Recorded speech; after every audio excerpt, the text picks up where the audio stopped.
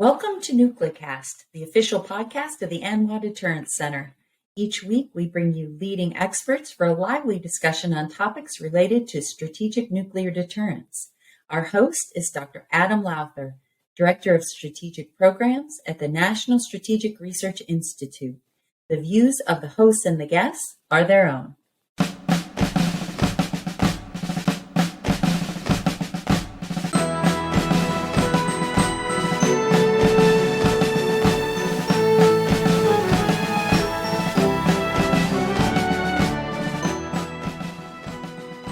Well, we are back with another exciting episode of NucleCast, and I am glad to have back, for a second time on NucleCast, my good friend Curtis McGiffin, who, as you may remember, is the founding Vice President for Education at the National Institute for Deterrence Studies and a visiting professor at Missouri State's Defense and Strategic Studies program. And so with that, I want to welcome you into the show, Curtis. Hey, thanks, Adam. Thanks for having me back. Am I setting a record here? Am I the first repeat customer? Well, you actually got beat by our other friend, Jonathan Trexel, who we were having a conversation and we ran out of time to actually finish it. So we added a second show to finish that.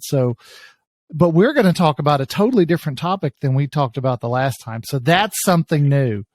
Yes. So you're new there. And the first time we talked about the importance of education with deterrence. And now we're going to talk about integrated deterrence and some of just trying to help folks understand how we should conceptualize deterrence and think about it and think about how to implement it and how it works. And so with that, you and I wrote an article along with our colleagues, Christine Leah and Steve Cimbala. It was called Integrated Deterrence, Grand Strategy's Poor Cousin, that appeared in Real Clear Defense earlier this week. And we were offered some criticism of integrated deterrence as a concept and some criticism of the nuclear posture review. And part of our argument was that integrated deterrence as it's conceived of now is very expansive, and it would, by definition, meet the criteria of a grand strategy. Now, not everybody's going to agree with us.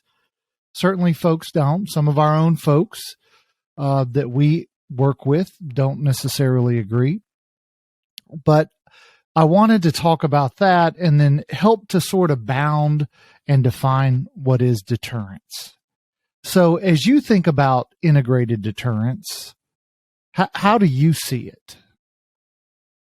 Well, Adam, before I share how I see it, let me just for the audience share, sort of the definition, if you will.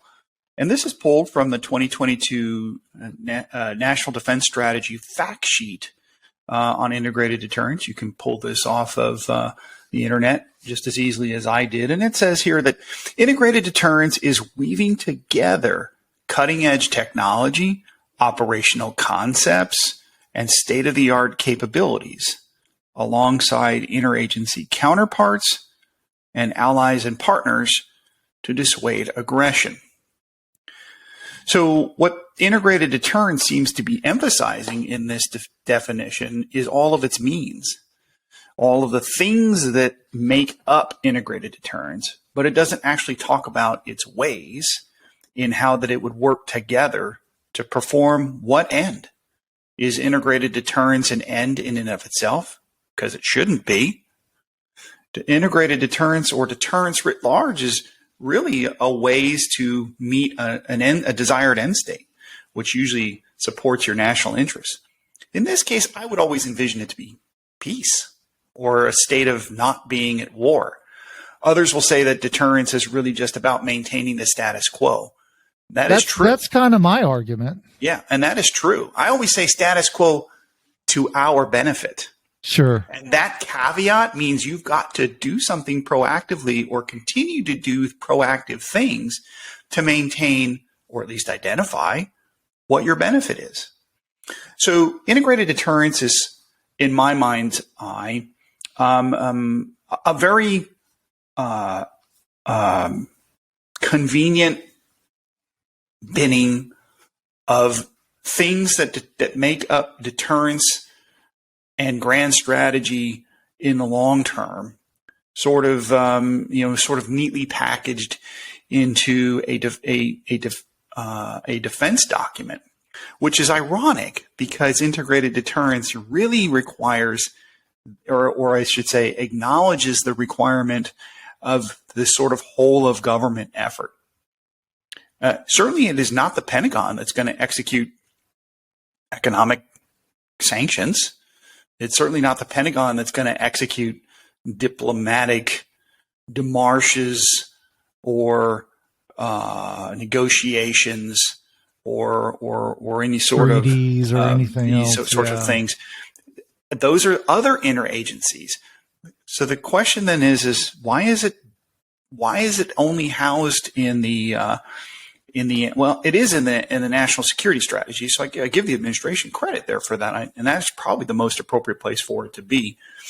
But I guess we'll know more when we see what the Department of State's plan will be to execute their portion of integrated deterrence, what the Department of the Treasury will do to integrate its portion of that. I'm waiting for those documents. They might be out. I haven't seen them yet. I mean, there's components that would include the Department of Homeland Security. There's, labor, commerce. All of these departments. If you really read what the description of integrated deterrence is talking about, it incorporates sort of all of these. And my challenge with it is maybe I'm sort of stuck. Maybe I'm stuck in the Cold War because that's a common refrain for the disarmament community. Anytime you disagree with them, you're stuck in the Cold War. But for me, deterrence has a much narrower meaning. And the reason I like narrower meanings for things is that they're definable and they're measurable, and you can determine whether you're achieving them or not. And whereas when you throw everything, including the kitchen sink, into it, it gets hard to understand whether you're actually doing it or not, to measure success. And so, my take is that it's too broad and expansive to have a useful meaning. Well, Adam, I think that's an interesting perspective, and I don't disagree with you at all.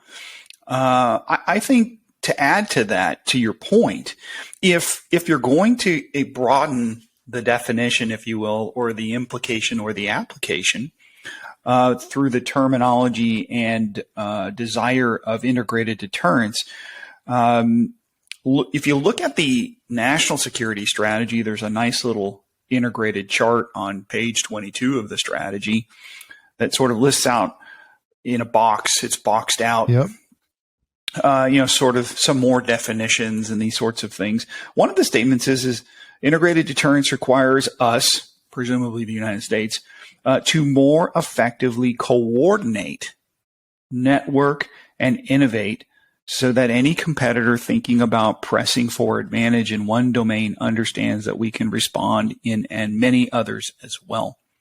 So this effective coordination again goes back to, if we're going to have an integrated deterrence mechanism within the United States government, you've got to ask, who's in charge of that, right? Maybe it's the president himself. When I was on active duty, we never thought of our general as being the integrator of anything, right? That was what the staff was supposed to do. There was somebody in charge of this or that. Maybe there was a department head or something. So, maybe there should be an integrated deterrence czar, or something along those lines that sort of makes sure all the interagencies are coordinating, and networking and innovating, appropriately in order to create a deterrence effect that America is seeking to get after. You bring up a good point. Although, given our track record for czars, they tend not to be all that effective. I.e., the drug czar, her 30-year campaign to end the drug war has not been so successful. I can't think of a successful czar, but I agree with you that we need some way, because in reality, I was thinking about U.S. Strategic Command and how inappropriate that name is today.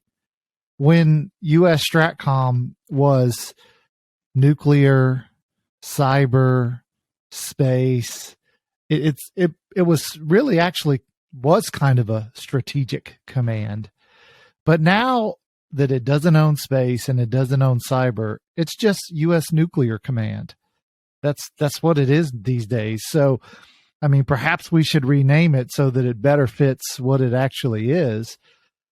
But as you think about these big, broad, expansive, we talk about intergovernmental efforts and all that, we don't have the best track record with those, because, it's sort of Graham Allison, his take on the Cuban Missile Crisis. And part of that was a look at, how intergovernmental agencies or government agencies looked at it very differently and acted within their own bureaucratic interests and constraints. And so I wonder, if you build these ideas too big and too broad, do they become impossible to actually employ effectively? Well, Adam, again, you bring up a great point in that when you create this new thing called integrated deterrence, you necessarily complicate it, right? Because now we're going to take this large U.S. bureaucracy, this large government, and expect it to work together and in coordination yet again on something that is so important as to averting war, that it becomes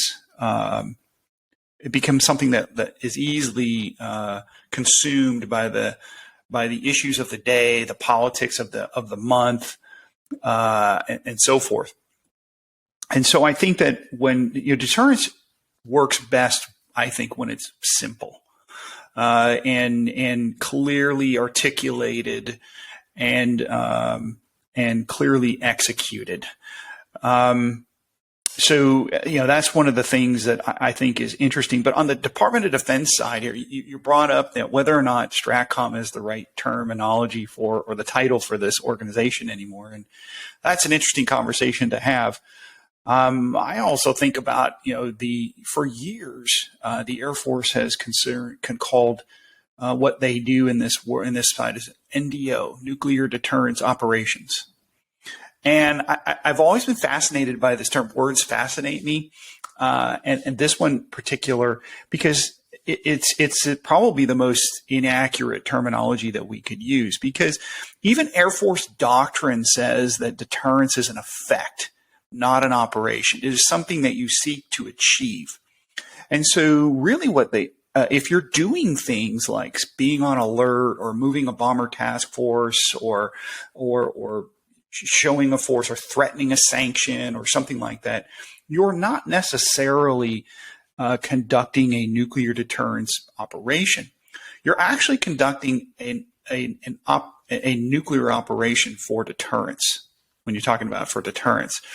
So maybe it ought to be called a nod or something like that. But in the end, you're really looking at it and creating an effect. So these words mean things. And so when we think about integrated deterrence, what does that word mean, if you will? How does that change things? Is it changing the very definition? And is it the purpose to do that? The NSS, and the NDS, talks about the desire to rely less on our nuclear deterrent as part of our national security strategy. This is a carryover from the Obama-Biden administration and their 2010 nuclear posture review. And national defense strategies and so forth. And so is that what it is? Because there are some folks out there who believe that integrated deterrence is really nothing more than an effort to call deterrence something else so that we don't have to rely on our nuclear weapons. What do you think about that, Adam? Is that an accurate description? I mean, my take is, in some respects, I agree with Congressman Gallagher, who, as we both know, has made sort of similar statements in testimony with DoD senior leaders. And I guess part of my problem with the way I think we're conceiving deterrence is that, take nuclear or take conventional. I would never say that the desired outcome should be deterrence. My submission would be that the desired outcome should be victory in war, and that by virtue of being successful and being prepared to win a war, you therefore deter your adversary from ever seeking one. And so when you put deterrence as the highest aim, I actually think you diminish your ability to achieve it, because your focus is not on actually winning. Because the ability to win and to convincingly demonstrate to your adversary that you will win and they will lose, that achieves deterrence. And so that's part of my challenge with sort of deterrence as a strategy, where it's the end, is that when you make it the highest end, you don't actually achieve it, because you diminish your ability to demonstrate to your adversary that you'll beat them. And beating them and showing that has to be the highest end. So, no doubt, and it's a fascinating way to state that. I'm going to offer to carry your thought a little bit differently here, in that, what is it that makes them realize that they can't win, right? It's that cost benefit. It's that fear of losing, right? It's that, because deterrence is a perception of the adversary. As I always tell my students, deterrence occurs between the ears of the adversary. Absolutely. You don't get to project onto the adversary what deters them. They have to decide what deters them. But we have to offer a menu, if you will, of capabilities to create that fear to attack. People always say, we always ask me, what is my favorite definition of deterrence? You can find 100 different definitions of deterrence. My favorite actually comes from Dr. Strangelove. It's that presenting in the mind of the adversary the fear to attack. Can you offer that definition with an appropriate German accent? No, I can't. I can really feel your Strangelove. My German accent is terrible, but it is a Stanley Kubrick, who I guess wrote and directed the movie. Fantastic definition. It is the mind of the fear to attack, not the fear of attack or the fear from attack. It's the fear to attack. I am afraid to attack you because of what you might do in response, that it would be so devastating that risk, that juice is not worth the squeeze, that I cannot win, as you said before. So therefore I must not fight. And therefore peace remains, for lack of better. Peace, in my definition, is the lack of conflict, at least at a level that you might find unacceptable.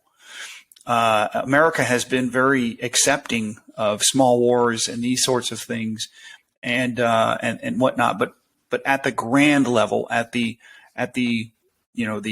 great power war level, that peace has been achieved now for 75 plus years, thanks to the nuclear deterrent and the creation of the fear, creation and maintenance of the fear to attack. Yeah, I've got to agree. But before we move on with this discussion, it's time for a quick break. You are listening to NucleCast. Of course, I'm your host, Adam Lowther, and today we have Curtis McGiffin, and we'll be right back.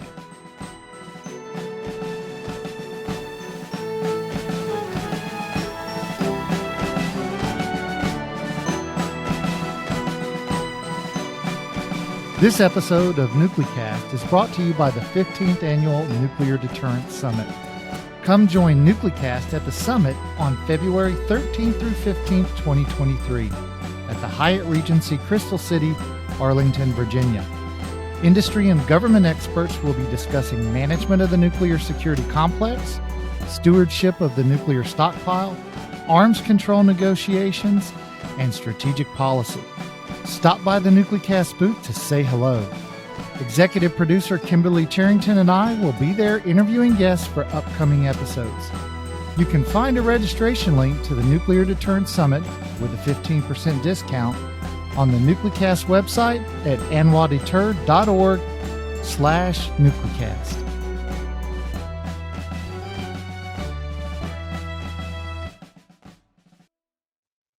And we're back and we're talking about deterrence, integrated deterrence. How should we understand it? What are its strengths and weaknesses? Now, one of the things that I've been thinking about is I've always liked cross-domain deterrence. And Brad Roberts and the folks out at CGSR at Livermore did some work on this 4, 5, 6 years back. And cross-domain deterrence makes a lot of sense because let's say you have an adversary who may not have nuclear weapons, but they are really good at cyber and space, for example. And if you could take out PNT satellites, the GPS network, position, navigation, and timing, because if you understood U.S. dependence on PNT, it could essentially bring our society to a standstill. I mean, ATMs wouldn't work. Power transmission is totally dependent upon PNT. There are so many things that are dependent upon it. And it would be a catastrophic loss for society if we lost it through an attack on those space assets. So would it be appropriate to say, if you do this, we will then nuke you because of the devastating results of your actions? That's cross-domain deterrence. To me, something like that makes complete sense. And so when we think about the Chinese, and I'm reading, Rob Spalding has a new book out. I can't think of the name. Every time I try to think of the name, I forget it. But it is essentially him analyzing unrestricted warfare, which was the two Chinese colonels that wrote it. They talked about China's strategy in the future. And if you look now, that essentially plan that they laid out is being realized by China. And they talk about informatized warfare. They talk about attacking the U.S. in its weaknesses, and that it's not a direct on, air power versus air power, sea power versus sea power. It's all of the many things that both they and the Russians are doing, because they both know they can't defeat us in, a great air battle or a naval battle. And so I wonder for us, do we talk about integrated deterrence as all means economic and whatever, but in reality, should we not, instead of saying we're going to rely less on nuclear weapons, should we not take our advantages and use those to try to demonstrate that if you do these other things, we will still defeat you and the costs will be greater? And therefore, this idea that, if you do military things or space things, or we're going to try to deter you with sanctions or all of these other things that don't have a good track record. What has a good track record is nuclear threats. They actually have a really good track record. Well, so I think here's where I differ from many of the great deterrence thinkers out there, in that I'm very much a nuclear deterrence maximalist, if you will, because I'm really an anti-war person. I'm a pro global peace and stability guy, and I'm one of those who believes that nuclear deterrence is what provides all of that.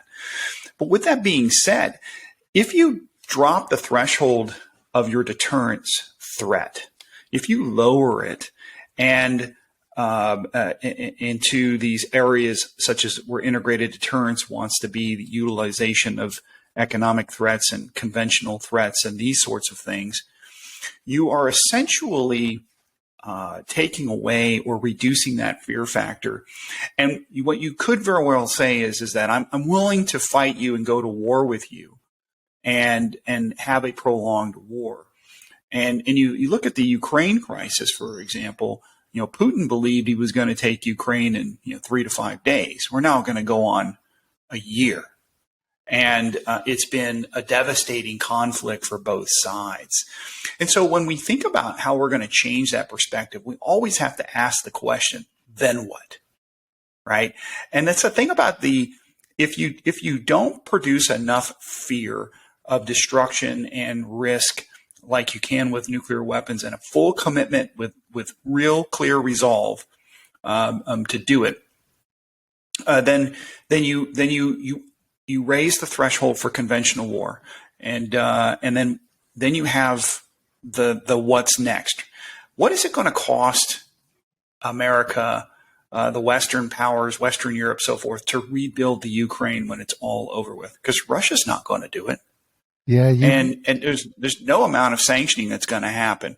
And so the idea is that you want your deterrent, i.e. your nuclear deterrent, to be as capable across the spectrum of conflict as you can possibly have to avoid the spectrum of conflict. And that's my point is that I don't want to fight these wars. And so I've got to acknowledge the different ways in which I'm being attacked, quote unquote. All right. And how can I, as a nation, work through these? And so in the cross-domain deterrence concept, which I think I agree with you is brilliant. We saw this in the 2018 NPR under the Trump administration, where there's actually a statement in there that says, hey, a non-nuclear strategic attack could result, and I'm paraphrasing, but in a nuclear response.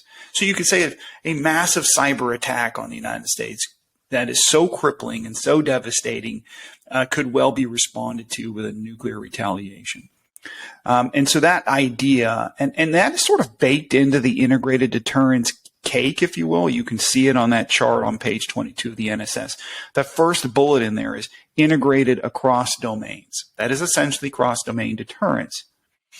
But as it seeks to do other things, one of the things it talks about is integrated across the spectrum of conflict. And so here's where I think we get dangerous in that I think I mentioned this in our last Nuclecast. I'm not interested in making conventional warfare great again.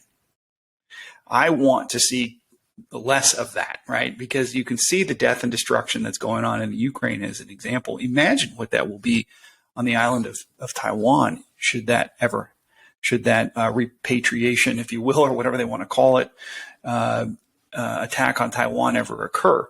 It would just be devastating to the populations on both sides. And so I think that we have to work and create and formulate our deterrent in order to prevent those sorts of things from happening. Lowering those thresholds and our resolve to go to the highest level, in my mind's eye, creates a greater possibility for war, not the opposite, not a lesser opportunity for war. Well, let me sort of follow up on that, because as I've been envisioning it, when you rely on these other elements of national power, economic and diplomatic and information, you're muddying the picture in the mind of an adversary leader.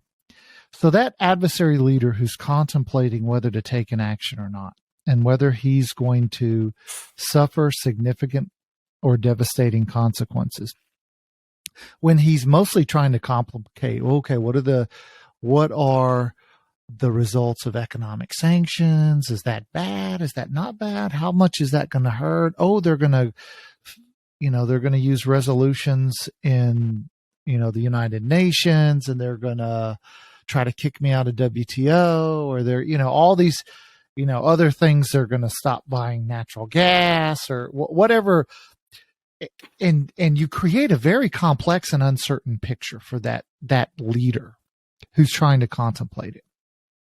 And that uncertainty, I would say, does not breed the kinds of decisions that we want. Because if you look historically, whereas nuclear, he says, my country's going to be devastated and laid waste. Okay, I know what that looks like. So that's a very clear picture.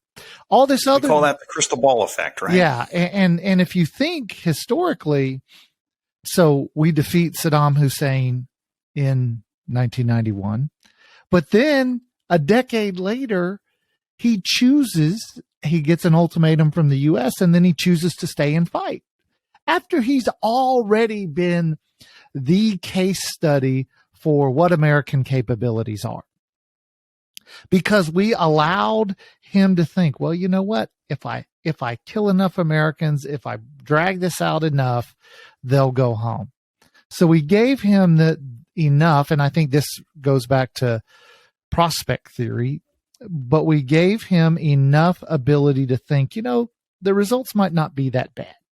And we did that for Slobodan Milosevic, and we did that for, the Somali war, Muhammad Farah Aidid, and, the example after example. Whereas whenever you make a nuclear threat, there's a very clear picture. And so I'm concerned that integrated deterrence muddles the threats to the point that an adversary leader making that decision says, I'll probably suffer something, but I think I can pull this off. You're absolutely right. Autocrats don't fear, the death of 1,000 paper cuts that you can get through economic sanction threats, diplomatic sanction threats, technology controls, and these sorts of things that we often don't always carry out till the end, right? And if we're going to rely on allies and partners, but those allies and partners are dependent upon that adversary for their very lifeblood of energy, for example, that can cause a problem. How do you economically threaten a China that is our number one trading partner? And they think they can actually beat us in a conflict. That's right. And they think they can outlast those things. And so that makes these threats less credible. And then that makes the potential for the conflict that you're trying to deter to actually happen anyway. And we saw this in the Ukraine. There wasn't enough. It didn't scare enough. Putin felt he was prepared and that he would outlast the sanctions. He'd already been under sanctions since Crimea's invasion in 2014. There just wasn't the fear created by that integrated threat. That is to say, if there isn't a place for integrated deterrence and the tools within it. Absolutely. But you've got to understand, how do you integrate it within a large government? How do you coordinate it with allies who might be dependent upon the very source you're trying to sanction? How do you tailor it to different adversaries? What threatens Putin may not necessarily threaten Z. How do you convey and communicate any fear in those things? And how do you enact any sort of escalation ladder when all of your threats are soft power issued threats versus hard power issued threats? Those are challenges I think integrated deterrence still needs to look at. Yeah, I think you're 100% right. But unfortunately, we are out of time as always. Oh no! This is the fastest half hour in the world. I know that's that's our tagline for Nuclecast, the fastest half hour in the world. So we'll have Kim, our producer, we'll have her start adding that fastest half hour in the world. There you go. So unfortunately, though, we are out of time. It was a great talk. I enjoyed it. And it always brings to mind new ideas and new ways to think about it. That's one thing you've always done for me, Curtis, is spur my thinking into new areas. So I appreciate that. Adam, you're always too kind to me. I really appreciate that. I appreciate the folks at Nuclecast for inviting me back. And I really do look forward to sharing these ideas. And of course, my work with you and beyond is always a great opportunity and learning lesson for me as I continue to grow in this space. But let me tell you, It's just a great opportunity. What you guys are doing is great work. This is information that the American people need to understand, that the world needs to understand, because I believe nuclear weapons equal world peace. And if you have a disarmament type of idea, then it goes the opposite direction, and I don't think we need that right now. Yeah, we don't have a great track record lately. No, we don't. All right. Well, thanks to all the listeners for enjoying the show with me today. Hopefully you learned something. And of course, we will look forward to having you listen to the next episode of NucleCast. This has been a production of the ANWA Deterrence Center. Our executive producer is Kimberly Charrington, and this episode has been engineered and mixed by David Krumthal. Follow the show on LinkedIn, Facebook, and Twitter at NucleCast. Listen, follow, and review the show on Spotify, Apple Podcasts, Amazon Music, or wherever you listen to your favorite podcasts.